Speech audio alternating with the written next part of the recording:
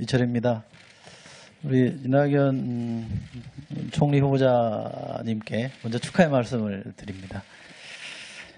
선거를 무려 5번이나 치르신 분이기 때문에 저는 개인적으로는 충분히 검증이 되신 분이다 이렇게 생각을 하고요.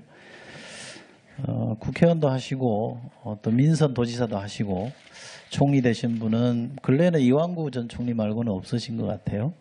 국회도 알고 지방행정을도 아는 분이 저는 국무총리 되신 거는 문재인 대통령께서 잘한 선택이다. 개인적으로 그런 생각을 갖고 있습니다. 저만 그런 줄 알았는데 여론조사를 보니까 상당히 많은 국민들이 기대를 하고 있습니다. 이 갤럽 조사인데요. 갤럽이 3월 16일부터 18일까지 이낙연 후보가 국무총리로 적합하냐 이렇게 물었더니 60%가 적합하다고 얘기했고요. 5%가 적합하지 않다고 했습니다. 그러니까 부정적으로 보시는 분은 거의 없다는 얘기입니다. 60%라는 것은 그전에 총리 후보자로서 인사청문 직전에 여론조사를 통해서 적합도를 따져봤을 때 제가 실명 거론은 안 하겠습니다만 가장 많았던 분이 39%였습니다. 그러면 60%라는 것은 거의 국민들의 엄청난 다수가 지금 기대를 하고 있다는 얘기이고요. 이 기대만큼 총리께서 잘 해주시기를 제가 좀 말씀을 드리고 싶습니다. 저는 준비된 총리라고 생각합니다만 조금 아쉬운 점도 있습니다. 어떤 게 아쉬우냐면 총리 후보로 지명되시고 나서 이러저런 언론 인터뷰나 이런 말씀하시는 것, 또 저희가 서면으로 질문 드렸을 때 답변하시는 거 보면 평소에 성품을 저도 가까이서 뵙기 때문에 알아서 이해가 되긴 합니다만 조금 소극적이다. 좀 책임 총리, 우리 시대가 지금 요구하는 게 책임 총리라고 하고요. 대통령께서도 책임 총리라는 언급을 하셨기 때문에 책임 총리의 위상에 맞는 말씀이나 행보에 비춰보자면 조금 소극적이다 이런 느낌이 듭니다. 물론 이제 인사청문 절차가 끝나고 국회 인준이 되고 나서 활발하게 하시는 게 맞다 이렇게 판단하실 수도 있습니다만 개인적으로는 좀 아쉽다라는 측면이 하나 있고요. 또 총리가 대통령이 임명하는 자리이긴 합니다만 국회 동의를 거치는 자리잖아요. 그러면 내각을 통할하는 자리에 있기 때문에 총리의 소신이 뭔지도 밝히고 거기에 대해서 국민들이 어떤 입장을 갖고 있는지도 또 알게 되고 이런 소통의 과정을 통해서 총리로서 정부 정책을 어떻게 풀어갈지에 대한 입장을 밝히면서 국민적인 동력이라 그럴까요? 이런 걸 확보하는 노력이 좀 필요한데 좀 부족하다는 판단이 있습니다만 오늘 이런 청문회를 통해서 좀 더 적극적으로 우리 총리 후보자의 소신을 좀 많이 말씀해 주시면 좋겠다 이렇게 생각합니다. 우선 제가 가장 먼저 질문 드리고 싶은 거는 이겁니다. 이 도지사를 지내셨기 때문에 아무래도 지방 분권, 지방자치에 대한 소신은 아주 강하실 거라고 생각합니다. 문재인 대통령도 그렇게 공약을 하셨습니다만 지금 우리 헌법에 있는 국무회의에 빗대서 광역단체장이 참여하는 이른바 제2의 국무회의를 운영하겠다, 신설하겠다 이런 입장을 밝혔습니다. 저도 그런 거는 필요하다고 보고요. 그래서 어느 지역 대통령이냐에 따라서 그 지역 발전이 달라지는 게 아니라 광역단체장들이 대통령과 총리와 머리를 맞대고 지역 현안을 논의하는 그런 자리가 저는 신설되는 게 100% 맞다고 봅니다. 그런데 어떻게 할 건지에 대한 방법을 좀 더 구체적으로 밝혀주셨으면 좋겠습니다. 근데 이게 국무회의처럼 헌법에 어차피 이제 개헌 절차가 예정되어 있으니까 헌법에 명시하실 건지 아니면 개헌되기 전에는 정부조직법에 제2국무회의를 신설해서 운영을 하실 건지 그 부분을 좀 상세히 설명을 좀 해 주십시오. 예, 아직 최종적인 안이 나와 있는 것은 아닙니다. 다만 현 단계에서 저의 개인적인 생각으로는 제2국무회의라고 하면 헌법 개정이 필요한 사항이기 때문에 좀 더 신중할 필요가 있다 생각하고요. 정부조직법에 넣기에도 좀 균형상 좀 안 맞는 게 있습니다. 다른 정부조직과 어느 열에 놓을 것인가 하는. 그래서 제 생각에는 가칭, 국무회의라는 명칭을 쓰기는 좀 무리고요. 중앙지방협의회 이런 이름으로 별도의 특별법을 만드는 게 필요하지 않겠는가 생각합니다. 그 정부 조직법 명시하는 것보다는 특별법으로 가는 그게 좀 더 좋겠다. 자연스러울 것 같습니다. 그리고 길게 보면 헌법에 그 근거가 들어가는 게 좋겠다 이런 입장이신 거죠? 이제 내년 개헌 특위에서 합의가 될 수 있다면 지방으로서는 가장 바람직한 방향이 그거라고 생각합니다만 단지 개헌 사항이기 때문에 지금 말씀드리기는 조심스럽습니다. 네. 문재인 대통령이 최근 취임한 지 한 2주 정도 됩니다만 이런 평가를 해요. 해도 너무 잘한다 이런 평가들을 많이 합니다.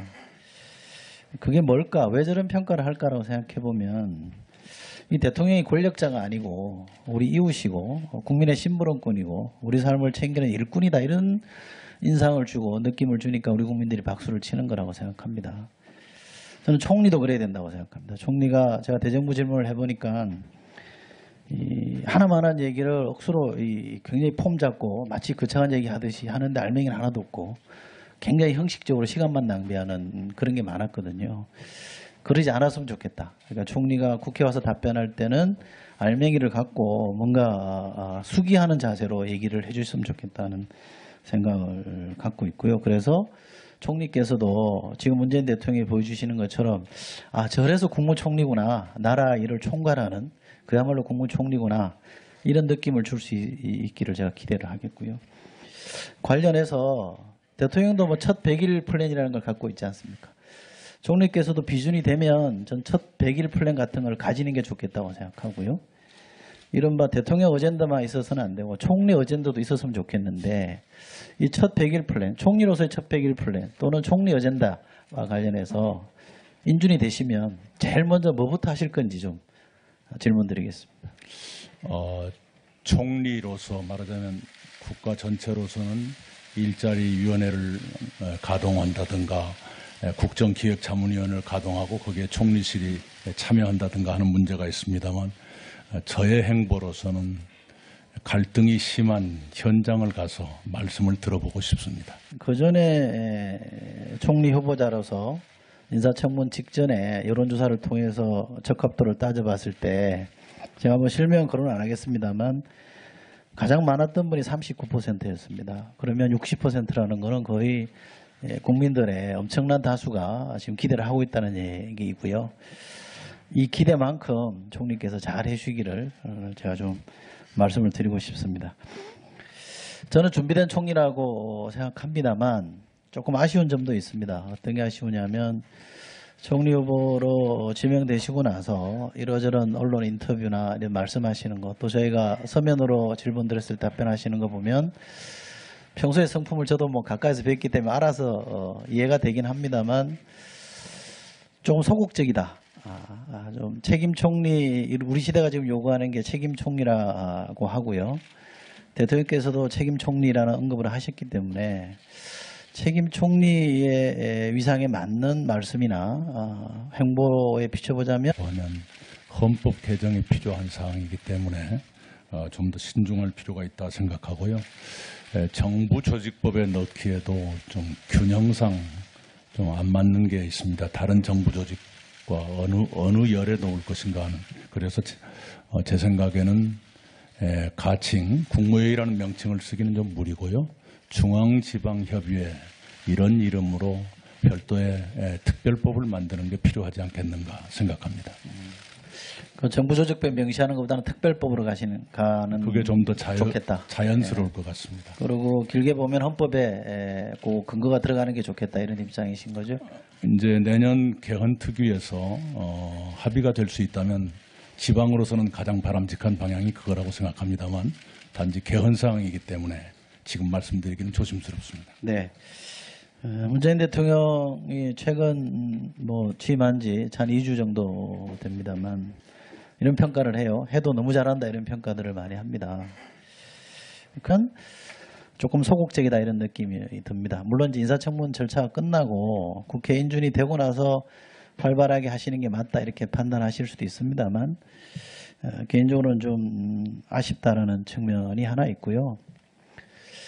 또 총리가 대통령이 임명하는 자리이긴 합니다만 국회 동의를 거치는 자리잖아요. 그러면 내각을 통할하는 자리에 있기 때문에 총리의 소신이 뭔지도 밝히고 거기에 대해서 국민들이 어떤 입장을 갖고 있는지도 또 알게 되고 이런 소통의 과정을 통해서 총리로서 정부 정책을 어떻게 풀어갈지에 대한 이 입장을 밝히면서 국민적인 동력이라 그럴까요? 이런 걸 확보하는 노력이 좀 필요한데 좀 부족하다는 판단이 있습니다만 오늘 이런 청문회를 통해서 좀 더 적극적으로 우리 총리 후보자의 소신을 좀 많이 말씀해 주시면 좋겠다 이렇게 생각합니다.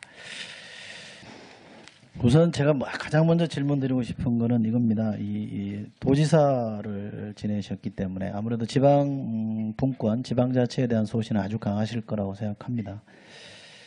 문재인 대통령도 그렇게 공약을 하셨습니다만 지금 우리 헌법에 있는 국무회의에 빗대서 광역단체장이 참여하는 이른바 제2의 국무회의를 운영하겠다, 신설하겠다 이런 입장을 밝혔습니다. 저도 뭐 그런 거는 필요하다고 보고요. 그래서 어느 지역 대통령이냐에 따라서 그 지역 발전이 달라지는 게 아니라 광역단체장들이 대통령과 총리와 머리를 맞대고 지역 현안을 논의하는 그런 자리가 저는 신설되는 게 100% 맞다고 봅니다. 그런데 어떻게 할 건지에 대한 방법을 좀 더 구체적으로 밝혀주셨으면 좋겠습니다. 근데 이게 국무회의처럼 헌법에 어차피 이제 개헌 절차가 예정되어 있으니까 헌법에 명시하실 건지 아니면 개헌되기 전에는 정부조직법에 제2국무회의를 신설해서 운영을 하실 건지 그 부분을 좀 상세히 설명을 좀 해주십시오. 이제 아직 최종적인 안이 나와 있는 것은 아닙니다. 다만 현 단계에서 저의 개인적인 생각으로는 제2국무회의라고. 이철입니다. 우리 이낙연 총리 후보자님께 먼저 축하의 말씀을 드립니다. 선거를 무려 5번이나 치르신 분이기 때문에 저는 개인적으로는 충분히 검증이 되신 분이다 이렇게 생각을 하고요. 국회의원도 하시고 또 민선 도지사도 하시고 총리 되신 분은 근래에는 이완구 전 총리 말고는 없으신 것 같아요. 국회도 알고 지방행정을도 아는 분이 저는 국무총리 되신 거는 문재인 대통령께서 잘한 선택이다. 개인적으로 그런 생각을 갖고 있습니다. 저만 그런 줄 알았는데 여론조사를 보니까 상당히 많은 국민들이 기대를 하고 있습니다. 이 갤럽 조사인데요. 갤럽이 3월 16일부터 18일까지 이낙연 후보가 국무총리로 적합하냐 이렇게 물었더니 60%가 적합하다고 얘기했고요. 5%가 적합하지 않다고 했습니다. 그러니까 부정적으로 보시는 분은 거의 없다는 얘기입니다. 60%라는 거는